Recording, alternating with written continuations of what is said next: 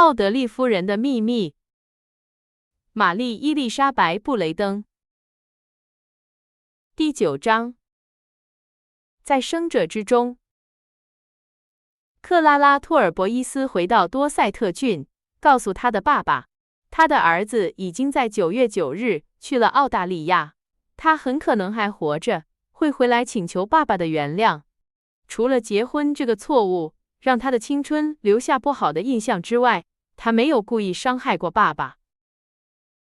哈考特·托尔博伊斯先生觉得很困惑，朱尼厄斯·布鲁图从未遇到过这种情况，而且由于意识到自己无法通过模仿他最喜欢的榜样来解决这个难题，托尔博伊斯先生有生以来第一次愿意做回自己，并承认，自从和罗伯特·奥德利谈过以后，他为儿子担心得不得了，并且当他可怜的儿子回到英国时，他会很高兴地把他抱在怀里。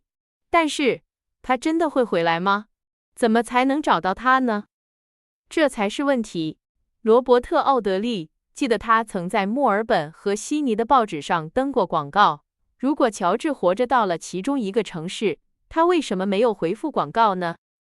但是，乔治·托尔博伊斯可能没有看到广告，而且他用的是假名字，所以别人不可能认出他。他们应该怎么办？他们应该等乔治自己回来，还是想办法让他早点回来？罗伯特·奥德利不知道该怎么办。也许是因为知道朋友还活着，他太高兴了，所以不能好好的想别的事情。他很烦恼，就去多塞特郡看望托尔博伊斯先生。托尔博伊斯先生很高兴，就请他来家里住。托尔博伊斯先生对乔治的事情有2种想法，一方面他知道儿子没事了，很高兴；另一方面，他希望奥德利夫人是他的妻子，这样他就可以好好的教训他了。我不怪你，奥德利先生，他说，因为你让那个坏女人逃过了法律的制裁。我只想告诉你，如果那个女人在我手里，她会受到不同的待遇。4月中旬，罗伯特·奥德利又来到那些冷杉树下。他第一次见到克拉拉·托尔博伊斯后，经常在这里散步。报春花和紫罗兰开始在树林中开放。他第一次来的时候，那些小溪很冷，现在它们已经融化了，平静地流淌着。罗伯特住在一个很漂亮的房间里，每天早上他都会醒来，看到阳光照亮房间。拜访哈考特·托尔博伊斯先生，让他想起了童年和寄宿学校。窗户没有窗帘，床边只有一块小地毯。每天早上，同样的钟声响起，同样的仆人走进餐厅。总的来说，托尔博伊斯家里的气氛很像一所私立学校。但是，即使这栋房子是宫殿，罗伯特·奥德利也很高兴。他被钟声吵醒，在阳光下洗漱。虽然阳光不强，但是它会闪耀。他和哈考特·托尔博伊斯先生一样，在7点整出现在冷杉树下，一起散步。然而，这些散步通常有第3个人参加，那就是克拉拉·托尔博伊斯。他习惯和父亲一起散步，比清晨更美丽，因为清晨总是多云和灰暗，而克拉拉总是容光焕发。戴着宽边草帽，系着飘逸的蓝色丝带。奥德利先生认为，即使是半厘米长的丝带，也比任何曾装饰过受宠者扣眼的事物都要华丽。在散步的时候，他们经常谈论乔治。罗伯特坐在餐桌旁吃早餐时，总是会想起他第一次坐在这里，讲述他朋友的故事，并且觉得克拉拉·托尔博伊斯很冷静。现在他更了解他了，知道他是一个很好的人。但是，他知道他对他的感情吗？罗伯特经常想，他怎么还没有告诉他？怎么还没有让他知道他爱他？当他和他说话时，他的声音都不一样了。庄园里的生活很单调，有时会举行晚宴，大家都觉得很无聊。有时会有客人来访，这让奥德利先生觉得很烦。他不喜欢那些年轻的贵族，他们经常带着他们的妈妈和姐妹来。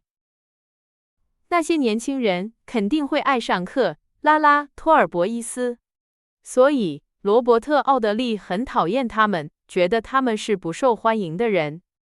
他嫉妒所有接近克拉拉的人，他嫉妒一个48岁的官夫，一个老男爵，克拉拉照顾的老妇人，还有他种的花。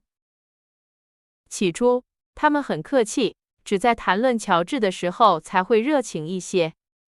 但是，渐渐的，他们变得亲密起来。在罗伯特来了3个星期后，托尔博伊斯小姐握住他的手，告诉他不要浪费时间，要好好利用生活给他的机会。被自己爱的女人教训是多么愉快，在他面前谦虚是多么愉快。他想告诉他，如果他有一个目标，他会努力成为一个更好的人。如果他能和他在一起，他会努力奋斗。他经常暗示，有一天他可能会平静地死去。你觉得我会一直看法国小说、抽烟吗？他问道。你不觉得有一天我会觉得无聊，想做点别的事情吗？我觉得很遗憾。当这位年轻虚伪的律师如此沮丧地谈论时，他已经在心里卖掉了他所有的单身汉财产，包括迈克尔·利维的出版物和6只镶银的海豹石烟斗，让马洛尼小姐退休，并拿出2-3千英镑购买了几英亩绿色的灌木丛和小型园林山丘。这些将环绕和保护一座乡村别墅。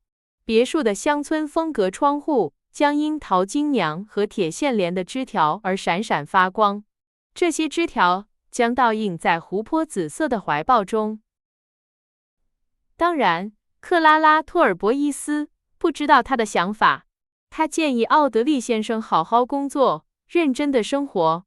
也许他建议的生活很无聊，这是一种工作和奉献的生活。在这种生活中，他应该对别人有用，并且赢得好的名声。奥德利先生想到这样的未来，差点皱起了眉头。我会做所有这些，他想，如果我知道我的努力会有回报，如果他接受我的爱，并且和我一起生活。但是，如果他离开我去和别人结婚呢？他很犹豫，不知道什么时候才能告诉克拉拉他的秘密。他害怕打破这种关系。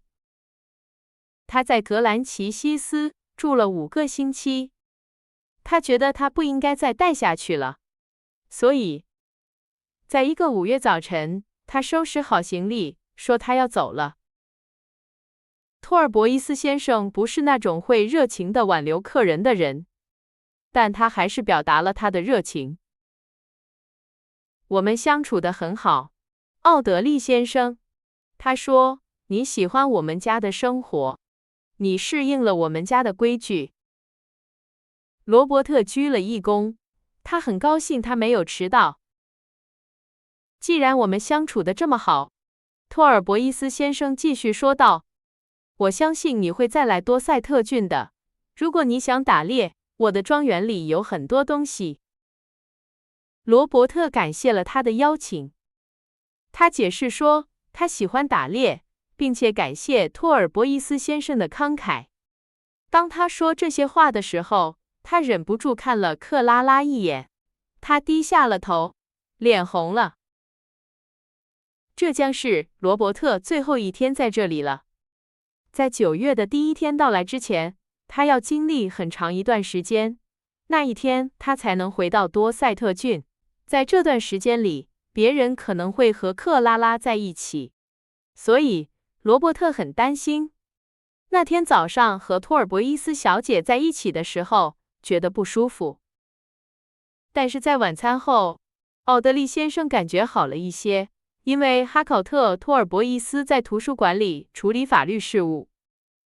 罗伯特和克拉拉在客厅里看着天空，他感到越来越高兴。他很享受和他在一起的时光，尽管他第二天早上就要去伦敦了。他忍不住在他面前感到快乐，他忘记了过去，也不担心未来。他们谈论着乔治。那天晚上，克拉拉很伤心。她说，如果乔治还活着，他会是一个孤独的旅行者，远离所有爱他的人，并且会一直记得他被毁掉的生活。克拉拉在暮色中谈论着乔治，双手紧紧地握在一起，快要哭出来了。我不明白爸爸怎么能接受我兄弟的离开，他说，因为他很爱他。但是我不明白他怎么能这么平静。如果我是个男人，我会去澳大利亚找到他。如果他还活着，我会把他带回来。他看着天空，罗伯特把手放在他的手臂上，他的手在颤抖。当他和他说话时，他的声音也在颤抖。你想让我去找你的兄弟吗？他问道。他看着罗伯特，奥德利先生，我怎么能让你为我做这样的事情呢？克拉拉，有什么事情是我不能为你做的吗？有什么地方是我不能去的吗？我会走遍澳大利亚寻找你的兄弟。如果我知道你会在我回来的时候迎接我，并且感谢我帮助了你。克拉拉低下了头，过了一会儿才回答。你很好，奥德利先生，他终于说道，我不知道怎么感谢你，但是你说的是不可能的。我有什么权利接受你的牺牲呢？以让我永远成为你的人的权利，以我对你的爱的权利。克拉拉，奥德利先生说，跪了下来，亲吻了他的手。我爱你，克拉拉。他说，我爱你。你可以叫你的爸爸，让他把我赶出去，但我仍然会爱你，而且我会永远爱你。克拉拉把手从罗伯特的手中移开，轻轻地放在他的头发上。克拉拉，克拉拉，他小声地说，你想让我去澳大利亚找你的兄弟吗？没有回答。在这样的时刻，沉默是最好的。你想让我们一起去吗？你想让我们以夫妻的身份去吗？你想让我们一起去，把我们的兄弟带回来吗？哈考特·托尔博伊斯先生在15分钟后进入房间，他发现罗伯特·奥德利独自一人，并且听到了一个让他很惊讶的消息。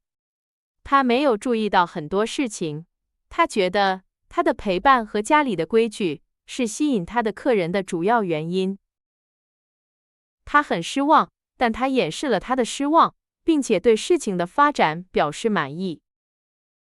我希望你同意另一件事，我亲爱的先生，罗伯特在所有事情都确定后说道。如果可以，我们将把蜜月旅行安排到澳大利亚。托尔博伊斯先生很惊讶，他擦了擦眼睛，向罗伯特伸出了手。去找我的儿子吧，他说，把他带回来，我会原谅你偷走了我的女儿。罗伯特·奥德利回到伦敦，收拾好他的东西，并且了解了6月份从利物浦出发去悉尼的船。他觉得自己像一个新人，有了新的希望、新的担心、新的目标。他的生活发生了很大的变化，他觉得一切都很美好。他想知道以前怎么会觉得生活很无聊。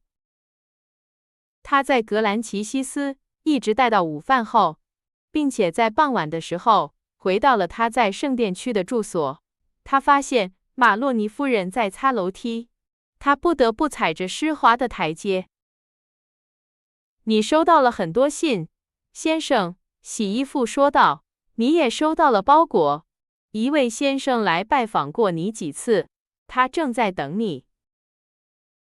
很好，你可以随便吃晚饭，喝一杯酒，请检查一下我的行李。他平静地走到他的房间，看看是谁在等他。他怀疑是不是什么重要的人，也许是一个债主。他一直沉浸在爱情里，忘记了像账单这样的事情。他打开客厅的门，走了进去。鸟在唱歌，阳光照在花上。这位客人背对着窗户坐着，低着头。但是当罗伯特走进房间时，他抬起了头。罗伯特很惊讶，拥抱了他的朋友乔治·托尔伯伊斯。马洛尼夫人不得不去买更多的酒和食物。这两个年轻人整夜都坐在壁炉旁。罗伯特有很多话要告诉乔治，他很少谈论，并且小心翼翼地谈论着他的朋友感到很痛苦的事情，并且没有提到那个女人。乔治·托尔伯伊斯很少谈论9月7日。那天，他让他的朋友睡在小溪旁，然后去指责他的妻子。上帝知道，自从我掉进井里，知道是谁把我送到了那里，我最关心的是那个背叛我的女人的安全。我掉在雪和泥浆上，但是我的肩膀撞到了井壁，摔断了胳膊。我努力恢复过来，因为我感觉我呼吸的空气是致命的。多亏了我在澳大利亚的经历，我知道怎么爬墙。井壁上的石头很硬，为了爬上去，我不得不把脚放在石头之间的缝隙里，同时把背靠在井的另一侧，并且用手支撑自己，因为我有一只胳膊不能用。这花了我很大的力气，我花了半个小时才到达井口。那半个小时对我来说很长。在天黑之前，我不可能离开奥德利庄园，因此我躲在一丛树后面，躺在草地上，等待天黑。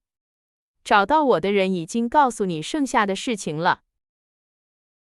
是的，我可怜的朋友，是的，他已经告诉我一切了。